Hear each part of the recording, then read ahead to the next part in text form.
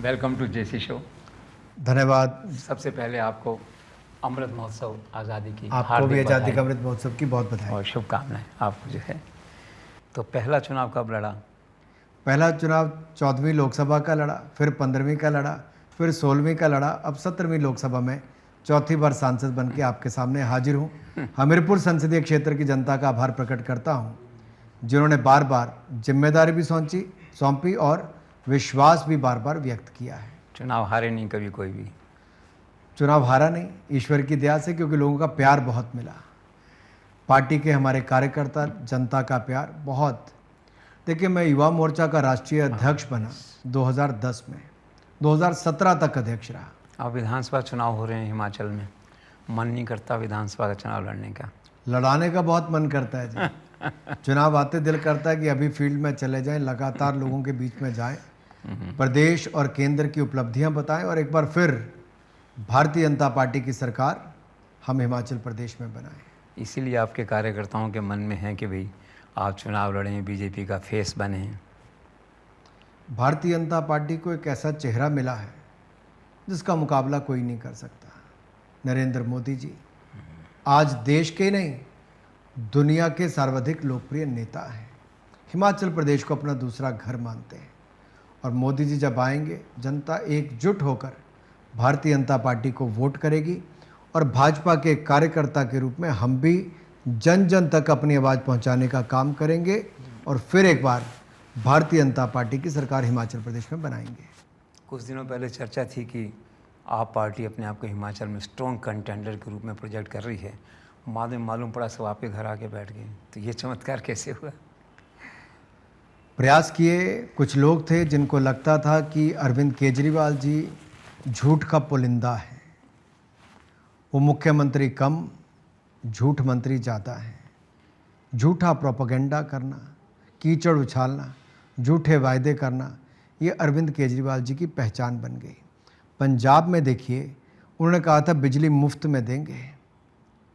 पंजाब में सरकार बनी तो उसके बाद बिजली तो मुफ्त देने की दूर की बात, सबसे पहले केंद्र सरकार के पास आकर सहायता मांगने का काम। और अखबारों ने तो यहाँ तक लिखा कि 1 लाख करोड़ रुपया केंद्र सरकार से मांगना चाहते हैं, मदद के रूप में पंजाब मांगना चाहती है। पंजाब जैसे राज्य को हमने बहुत मदद पहले भी की, आज भी करेंगे, आगे भी करेंगे। पंजाब देश का एक बहुत महत्वपूर्ण हिस्सा है। लेकिन इससे कहीं ना कहीं अरविंद केजरीवाल जी की सोच नज़र आती है कि चुनाव से पहले बड़े बड़े वादे करते हैं, रेवड़ियाँ बांटने की बात करते हैं, लेकिन सत्ता में आने के बाद कैसे पूरा किया जाए उनको पता नहीं चलता है। तो रेवड़ी बांटने के कल्चर पर जो प्रतिबंध लगाने की बात है, सुप्रीम कोर्ट का फैसला भी एक लिमिटेड कंटेस्ट में आया है, तो क्या हम कुछ उसकी अपील में आगे जाएंगे जिससे कि कानून बने और ऐसे लोगों को चुनाव लड़ने के लिए अयोग्य घोषित किया जाए? जगदीश जी, मुझे लगता है आप जैसे वरिष्ठ लोगों को ये टीवी पर डिबेट भी करनी चाहिए कि श्रीलंका के क्राइसिस के पीछे कारण क्या है, दुनिया के देशों में ऐसी परिस्थितियां क्यों पैदा हुई, बांग्लादेश का कर्जा क्यों बढ़ा, ऐसे ये दुनिया भर में जो देश हैं उनमें स्थितियां क्यों उत्पन्न हो रही हैं। हम हिंदुस्तान के कई राज्य देखें जो कल तक कैश रिच स्टेट्स थे, अब वो भी कर्जदार हो गए। कौन सी ऐसी नीतियां हैं जो उन राज्यों को कर्जे में डुबो रही हैं? ये जानना, इनका अध्ययन करना, उनमें सुधार करना बहुत आवश्यक है। और अगर इस पे चर्चा नहीं होगी तो मुझे लगता है तो हम देश के अलग अलग राज्यों में चिंता प्रकट होनी शुरू हो जाएगी। इसलिए मैं कहना चाहता हूं कि हमें समय रहते सुधार करना चाहिए। हेल्थ इंश्योरेंस स्कीम बहुत बड़ी है, क्योंकि आयुष्मान भारत एक ऐसी कल्पना है कि पूरा अमेरिका, साउथ अमेरिका सबको जोड़ लें। उससे ज़्यादा जनसंख्या को हम लोग अपने यहाँ पर 60 करोड़ लोगों को 5 लाख रुपए का इलाज बिल्कुल मुफ्त में देते हैं। किसी गरीब को आज हाथ नहीं फैलाना पड़ता अपना इलाज करवाने के लिए। प्रधानमंत्री आवास योजना बड़ी पॉपुलर है। हाँ, आपने एक ऐसा विषय उठाया, आज़ादी के 75 वर्ष हम मना रहे हैं और मोदी जी ने कहा था, आप याद करिए 2014-15 की बात, कि जब हम आज़ादी के 75 वर्ष मना रहे होंगे, जो प्रधानमंत्री आवास योजना अर्बन की भी अगर मैं बात करूं तो 1 करोड़ घर उसमें आते थे। हमने 1 करोड़ 22 लाख के लगभग घर बनाने की काम लगभग पूरा कर लिया है। 1 करोड़ तो हम पूरा कर चुके हैं। इस साल के अंत तक 1 करोड़ 22 लाख घर बना के पूरा कर लेंगे। यानी कि 20% उससे ज़्यादा बना देंगे। ग्रामीण क्षेत्रों में जितने थे वो भी हमने पूरे कर दिए।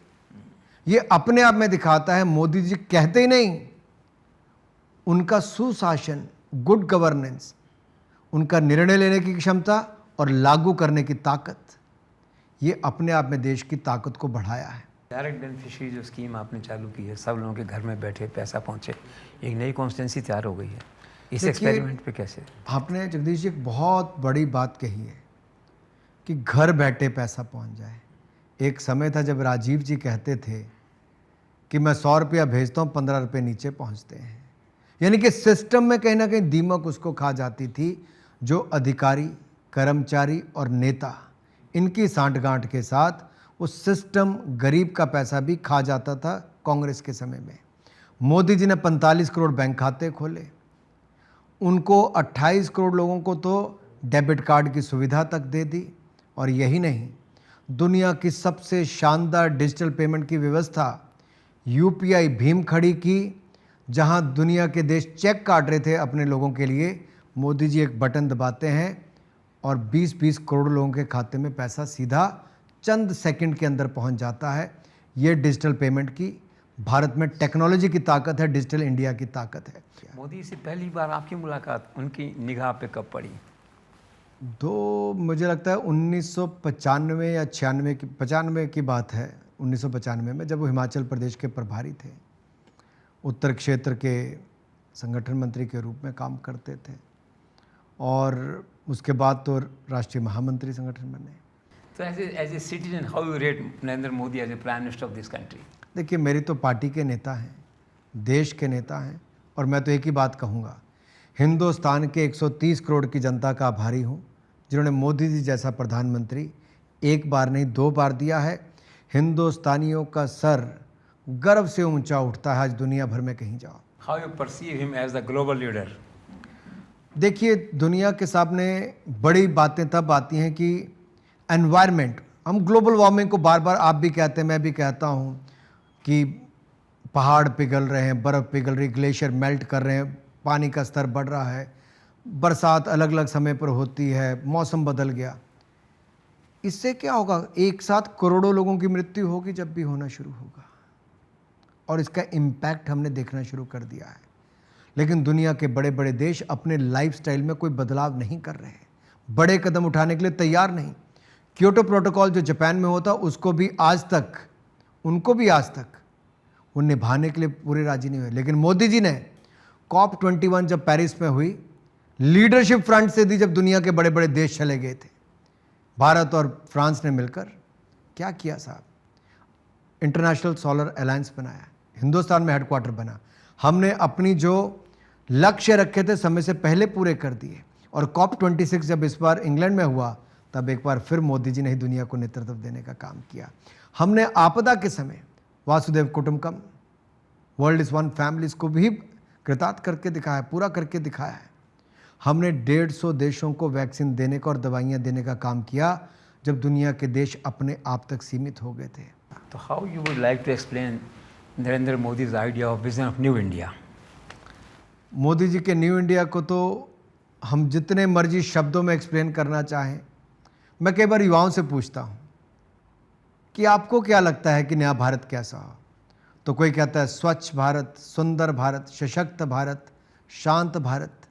तो जब मोदी जी नए भारत की बात करते हैं, तो आज जब हम आज़ादी के 75 वर्ष मना रहे हैं, आज़ादी का अमृत महोत्सव मना रहे हैं, देश के कोने कोने में तिरंगा झंडा लिए लोग गाड़ी में, पैदल, सड़कों पर चल रहे हैं और अपने हर घर पर झंडा लहरा रहे हैं, तिरंगा लहरा रहे हैं, तो एक नई राष्ट्रवाद, राष्ट्र के प्रति भावना, तिरंगे के मान सम्मान के प्रति भारत के लोग ये सच्ची श्रद्धांजलि उन लोगों को दे रहे हैं जिन्होंने देश को आज़ादी दिलाने के लिए अपनी जान न्यौछावर कर दी, बलिदान दे दिया। आज हम केवल योगदान देने की बात करते हैं, उनकी बलिदान को हम शत शत नमन करते हैं, लेकिन आज प्रण लेते हैं कि हम अपना योगदान देंगे। अमृत काल में अमृत लक्ष्य निर्धारित करेंगे और उनको पूरा करने के लिए देश को एक बार फिर महान बनाने के लिए पूरी ताकत के साथ काम करेंगे, और इस अमृत काल में भारत को नई ऊंचाइयों पर, नई दिशा में लेके जाएंगे। ये घर घर तिरंगा अभियान जो है, जो सेंटिमेंट है, कैंपेन है, इतना सुपरहिट कैसे हुआ? दीवानगी की हद तक लोग झंडा लेके घूम रहे हैं, लगा रहे हैं। सोचा था ऐसा आप लोगों ने? एक बहुत बड़ा बदलाव मुझे लगता है बहुत दशकों के बाद वापस आया है, बहुत दशकों के बाद वापस आया है, जब देश में कोई व्यक्ति बोले और पूरा देश माने और सुने। क्या बात। देखिए, आपदा के समय मोदी जी ने जो कॉल दी कि फ्रंटलाइन वर्कर्स को, कोविड वॉरियर्स को आपने सम्मान देना है, उनके पीछे खड़े होना है, तो लोगों ने ताली थाली से लेकर सब कुछ बजाने का काम किया, उनके पीछे खड़े हैं, ये बताया। वैक्सीन लगाने के लिए कहा, लोगों ने किया। आरोग्य सेतु ऐप, कोविन ऐप की इस्तेमाल करने के लिए कहा, लोगों ने किया। मोदी जी के ऊपर दुनिया को आज इतना विश्वास है, भारत के लोगों को इतना विश्वास है कि जो वो कहते हैं उस पर पूरी आंखें बंद करके वो विश्वास करते हैं। ये तो सचमुच एक रिसर्च का सब्जेक्ट है कि मोदी जो भी कहते हैं एक लाइन, वो लाइन स्लोगन बन जाती है, नारा बन जाती है, नेशनल सेंटिमेंट बन जाता है। और आपने ठीक से कैच किया कि 70 साल बाद पहली बार ऐसा ना आया है। इसको फर्दर आप कैसे एनालाइज करते हैं? ऐसा कैसे हो गया कि एक उनके सेंटेंस को लोग लेके चल देते हैं, नारा बन जाता है वो? देखिए, जब लोग पूरी ताकत के साथ पीछे खड़ा होते हैं तो आपसे अपेक्षाएं भी बहुत होती हैं। मुझे आप कोई एक ऐसा क्षण बताइए जब दुनिया भर के देशों में कभी कोई भारत का प्रधानमंत्री किया हो और जिस तरह का स्वागत, जिस तरह का अभिनंदन, जिस तरह का समर्थन मोदी जी को मिलता है कि आज से पहले मिला। ये भारतीय आबादी जो दुनिया भर के देशों में है, नॉन रेजिडेंट इंडियंस हैं, एनआरआईज हैं, उनकी भी ताकत मिलती है कि उनका एक नेता, कद्दावर इतना बड़ा नेता हो गए हैं कि वहाँ पर रहने पर उनको गर्व से कहते हैं हम हिंदुस्तानी हैं। भारत के पासपोर्ट की ताकत बड़ी है। ये भारत के लिए देखिए एक ऐसा समय आया है कि न्यू वर्ल्ड ऑर्डर ये खड़ा हो रहा है। अब इसमें भारत और भारत के लोगों को ये मन बनाना है कि हमें भारत को कहाँ लेके जाना है। और देश को कभी भी आगे बढ़ना हो तो आपको एक नई सोच, बड़ा नेता, निर्णायक नेता चाहिए और उसके पीछे फिर आंखें बंद करके चलना चाहिए, क्योंकि आपको सही दिशा दे रहा है। इन 8 सालों में वो किया जो 60 साल में कोई नहीं कर पाया। 60 से बेहतर 8, अगर ये कहूँ तो खराब नहीं होगा। और इसलिए मैं कहता हूँ कि विश्वास है लोगों का और काम है नरेंद्र मोदी जी का। झंडे की बात हम कर रहे थे, मैं श्रीनगर जाता रहता हूँ। एक ज़माना था जब मोदी जी जान को रिस्क पे लेके झंडा लगाने लाल चौक गए थे। अब कल उसी लाल चौक पे जहाँ पत्थर होते थे लड़कों के हाथ में, तिरंगा लेके लोग चल रहे थे। तो ये 370 का चमत्कार है। आप बात कर रहे हैं 90 के दशक की, जब मोदी जी गए थे। मैं 2011 की आपको बात सुनाता हूँ। कलकत्ता से लेके कश्मीर की मैंने यात्रा की, तिरंगा यात्रा, राष्ट्रीय एकता यात्रा। उस समय भी कश्मीर में पथराव सैनिकों पर हो रहा था। 2000 से ज़्यादा सैनिक घायल हुए। Armed forces special protection act को बदल रही थी यूपीए की सरकार। कश्मीर को ग्रेटर ऑटोनॉमी देने की, ज़्यादा स्वायत्तता देने की बात कर रहे थे और ये बड़ा घातक होता। मैंने उस समय युवा मोर्चा के राष्ट्रीय अध्यक्ष रहते हुए डॉक्टर श्यामा प्रसाद मुखर्जी की जन्मस्थली से उनकी बलिदान स्थली कलकत्ता से कश्मीर की यात्रा की। देश के करोड़ों युवाओं को साथ में जोड़ा और उनको लेकर मैं लाल चौक पर तिरंगा फहराने गया। मुझे 2011 25 जनवरी को गिरफ्तार करके जेल में डाल दिया कठुआ में कि मैं कश्मीर ना जा पाऊँ। जम्मू कश्मीर के बॉर्डर पर फेंसिंग कर दी गई, नदी के आगे भी कि ना जा पाए। अरुण जेटली जी, सुषमा स्वराज जी विपक्ष के नेता थे दोनों, वो दोनों मेरे साथ उस यात्रा में शामिल होने आए। मैं उस यात्रा को लीड कर रहा था। दोनों बड़े नेता समर्थन के लिए आए, उनको भी मेरे साथ गिरफ्तार करके जेल में डाल दिया। अपने देश में कश्मीर में तिरंगा फहराना का अपराध गिना जाता था, रोक लगाई जा रही थी। हमारे युवा मोर्चा के कार्यकर्ता उस समय भी वहां पर गए और लाल चौक पर तिरंगा फहराने का साहस किया। ये 5 अगस्त 2019 को आकर बदला, जो हम डॉक्टर श्यामा प्रसाद मुखर्जी से डॉक्टर मुरली मनोहर जोशी और नरेंद्र भाई की यात्रा। श्यामा प्रसाद मुखर्जी तो रेजिग्नेशन देकर आए, नरेंद्र मोदी जी ने यात्रा के माध्यम से गए, मैंने यात्रा के माध्यम से उसके बाद 2011 में गया। लेकिन कुछ नहीं बदला जी। बदला तब जब देश की जनता ने पूर्ण बहुमत दिया और मोदी जी ने 370-35 से सदा सदा के लिए छुटकारा जम्मू कश्मीर को दिला दिया है। आज कश्मीर शांत है, पथराव भी नहीं होता और तिरंगे का मान सम्मान भी बढ़ा है, कश्मीर का विकास भी और आगे से ज़्यादा बढ़ा है। 370 के बाद लोग कहते हैं दो युग पुरुष नरेंद्र मोदी अमित शाह इस कंटेस्ट में। एज ए होम मिनिस्टर आप उनको कैसे देखते हैं 370 के सारे एग्जीक्यूशन में? मैं हमेशा ये मानता हूँ कि जब कोई नेता नरेंद्र मोदी जी जैसा देश में है, निर्णायक है, निर्णय लेने की क्षमता रखता है, और अमित भाई जैसे व्यक्ति जिसको आप आज के समय का चाणक्य कहते हैं, उनको पता है रणनीति क्या बनानी है। बहुत इंटरेस्टिंग, आज तक मैंने कभी बताया नहीं, आपके चैनल पे पहली बार बता रहा हूँ। 3 और 4 अगस्त को शायद सैटरडे और संडे था 2019 में। उससे एक हफ्ता पहले कहा गया, हमारी पार्टी की मीटिंग होती कि इस वीकेंड पे कोई सांसद अपने घर नहीं जाएगा। नई पार्लियामेंट चुनी गई थी, ट्रेनिंग होगी, और उस ट्रेनिंग का हेड मुझे बनाया गया उस पूरे इवेंट को करने के लिए। मंच संचालन मैं कर रहा था, टीम मैंने बनाई जोड़ी, पार्टी ने मेरे कंधों पर जिम्मेदारी दी।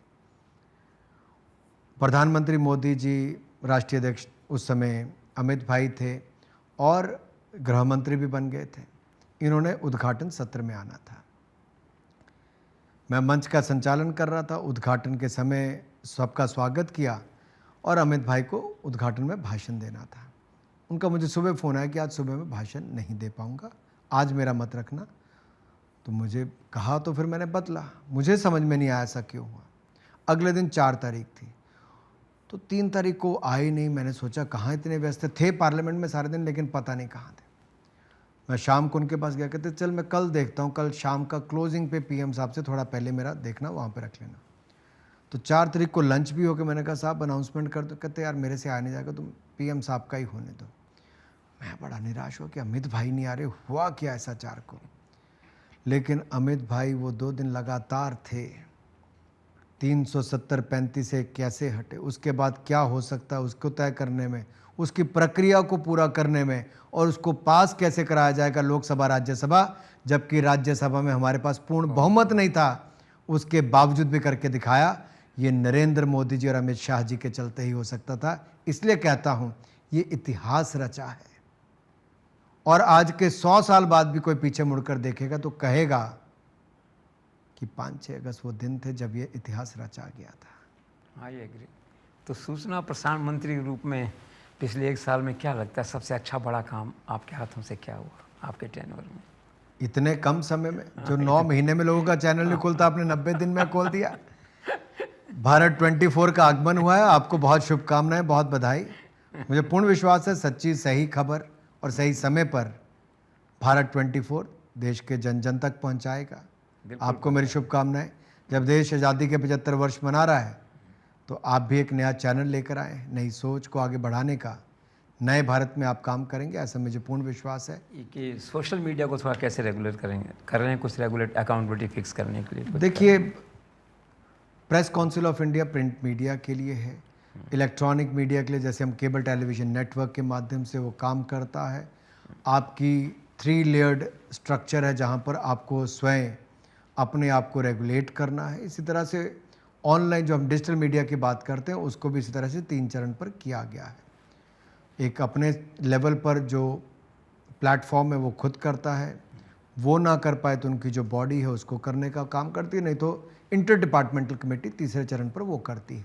उस लेवल पे बहुत कम केसेस आते हैं, लेकिन मैंने थोड़ा प्रोएक्टिव रोल जगदीश जी इसमें किया है, और आपको जानकर प्रसन्नता होगी कि हमने वो किया जो पहले नहीं होता था। ऐसे यूट्यूब चैनल, ऐसे वेब पोर्टल, ऐसे अकाउंट्स जो भारत को तोड़ने की लगातार फिराक में रहते थे, लगातार गलत भय भ्रम अफवाह फैलाने का काम करते थे, और भारत के दोस्त देश जो हैं उनके खिलाफ भी प्रोपेगेंडा करते थे कि हमारे बीच में कोई टकराव हो। ऐसे एजेंडा के साथ जो चैनल काम करते थे, मैंने 1 बार नहीं 4 बार निर्णय लेकर ऐसे लगभग 95 से ज़्यादा चैनल्स को बंद किया, जिनकी अरबों नहीं खरबों की व्यूअरशिप होगी। हमने इसको बंद करने का निर्णय लिया क्योंकि भारत के खिलाफ वो काम करते थे। ये भी आपने अच्छा कहा कि फैक्ट चेकिंग के नाम पे जहर फैलाने की इजाज़त नहीं दी जा सकती लोगों को। देखिए, जहाँ एक और PIB press information bureau fact check करता है, देश का कोई व्यक्ति उनको ट्विटर अकाउंट पर, उनकी वेबसाइट पर जाकर डाल सकता है। सही या गलत है, सरकार की हर बात को सही गलत वो फैक्ट चेक करके आपके सामने रखेंगे, सही या गलत। लेकिन कुछ लोग फैक्ट चेक के नाम पर फसाद करने का काम करते हैं, वो नहीं होना चाहिए। देश की सुरक्षा हम सबके लिए महत्वपूर्ण है। मीडिया को स्वतंत्रता है। मैं तो लगातार फ्रीडम ऑफ स्पीच की बात करता हूं, अभिव्यक्ति की आज़ादी की हम लगातार बात करते रहे। भारतीय जनता पार्टी सबसे आगे बढ़कर बात करती और नरेंद्र मोदी जी की सरकार सुनिश्चित करती है कि अभिव्यक्ति की आज़ादी हो, लेकिन फ्रीडम ऑफ स्पीच के नाम पर देश को तोड़ने की इजाज़त किसी को नहीं है। आपके प्रोपेगेंडा के पीछे एजेंडा क्या है, वो अगर देश के खिलाफ है तो भारत हमें सबसे प्यारा है। भारत के खिलाफ हम कुछ, अनुराग ठाकुर के खिलाफ कुछ बोलना है, अमित शाह जी के खिलाफ कुछ बोलना है, नरेंद्र मोदी जी के खिलाफ कुछ बोलना है, चलेगा। लेकिन भारत को तोड़ने के लिए अगर आप एजेंडा के रूप में चलाएंगे और कानून की धज्जियां उड़ाएंगे तो कार्रवाई कानून के अनुसार होगी। बहुत बढ़िया। स्पोर्ट्स की आखिरी एक दो सवाल। स्पोर्ट्स में मिरेकल हुआ आपकी लीडरशिप में, कॉमनवेल्थ में 61 मेडल्स, आप बताइए 22, 16, 23, कितने सारे पुरस्कार, ये कैसे हुआ चमत्कार इतने सालों बाद? इस बार थोड़ा सही मायने में कहूँ तो क्योंकि कोविड 2 साल रहा, बहुत चुनौतियाँ थी जगदीश जी। पिछला टोक्यो ओलंपिक हुआ, वो तो बिल्कुल ही कोविड की पीक के समय। मुझे पता है कि खिलाड़ियों को विदेश में भेजना, ट्रेनिंग कराना, वहाँ से वीज़ा लगवाना, उसके बावजूद भारत के खिलाड़ियों ने आज तक के सबसे ज़्यादा मेडल जीते। नीरज चोपड़ा ने गोल्ड मेडल 121 साल में पहली बार एथलेटिक्स में हम लोगों ने जीता, जैवलिन थ्रो में। इसके अलावा पैरालंपिक्स में पिछली बार हमारे 19 लोग कंटिजेंट में गए थे, हमने 19 मेडल टोक्यो पैरालंपिक्स में जीते। डेफ ओलंपिक्स में हमने 16 मेडल जीते। कॉमनवेल्थ गेम भी एक चुनौती थी क्योंकि शूटिंग इसका हिस्सा नहीं था। पिछली बार शूटिंग के 16 मेडल थे, तो 16 मेडल तो आपके सीधे कम हो जाते, या इस बार उससे ज़्यादा हम जीतते। लेकिन उसके बावजूद हमने 61 मेडल जीतने का काम किया, ये अपने आप में बहुत बड़ी बात है। लेकिन इसके पीछे कारण क्या है? प्रधान मोदी जी की योजनाएं, target Olympic podium scheme, top scheme, elite खिलाड़ियों का रहना, भोजन, ट्रेनिंग, सारा खर्चा हम वहन करते हैं। देश और विदेश में टूर्नामेंट में पार्टिसिपेट करना भारत सरकार खर्चा वहन करती है और 6 लाख रुपए साल का जेब खर्च अलग देती है साहब, ये पूरे एलीट एथलीट्स को। इसके अलावा 3000 खिलाड़ियों को हम अलग चुनते हैं, देश में 5-5 लाख रुपए साल का उनके हम ट्रेनिंग पर खर्च करते हैं एक एक एथलीट के, और 1,20,000 रुपये उनको जेब खर्च अलग से देते हैं। 23 नेशनल सेंटर ऑफ एक्सीलेंस अलग चलाते हैं, स्टेट ट्रेनिंग सेंटर अलग हैं। 1000 खेलो इंडिया सेंटर हम खोलने जा रहे हैं, जिसमें से 590 को अनुमति दे दी गई है। पुराने एथलीट्स को हमने कोच के रूप में रखने की, वहाँ पे 1000 रखे जाएंगे। इसके अलावा मैंने 9 महीने में 400 कोचेस नियुक्त करने का काम किया, जो अपने आप में आज तक नहीं हुआ। ये प्रधानमंत्री मोदी जी की ही सोच को आगे बढ़ाया है। और मोदी जी जो करते हैं, खिलाड़ियों के टूर्नामेंट में जाने से पहले बात करना, टूर्नामेंट के बीच में आवश्यकता हो तो उनका मनोबल बढ़ाने के लिए फिर बात करना, चाहे हॉकी टीम से वहाँ पे बात की, यहाँ पे पूजा से बात की, कॉमनवेल्थ गेम के टाइम पे समय समय पर इंटरवीन करना और खिलाड़ियों का मनोबल बढ़ाना, ये मोदी जी से सीखना चाहिए। और वापस आए तो उनका मनोबल के साथ साथ मेडल जीतने के बाद चाय पिलाना, बात करना और हौसला अफजाई फिर करना। देश के प्रधानमंत्री दुनिया में शायद ही कहीं मिलते हों जिस तरह से प्रधानमंत्री मोदी जी ने खिलाड़ियों को आगे बढ़ाने का काम किया। 2024 के ओलंपिक्स जो पेरिस में है, क्या प्लानिंग इसी तरह से कुछ? हमारे खिलाड़ी वहाँ पर भी अच्छा करेंगे। हमें उनको देश विदेश में जहाँ पर भी ट्रेनिंग चाहिए होगी, पूरे बजट का हम प्रावधान कर रहे हैं। खिलाड़ियों को कोई कमी कहीं नहीं रहेगी और नेशनल फेडरेशन भी अपना रोल निभाएंगी, ऐसा मुझे लगता है। Best of luck. बहुत धन्यवाद Jagdish. Thank you so much. आपको भी शुभकामनाएं नए चैनल की। बहुत अच्छा लगा, वेरी नाइस।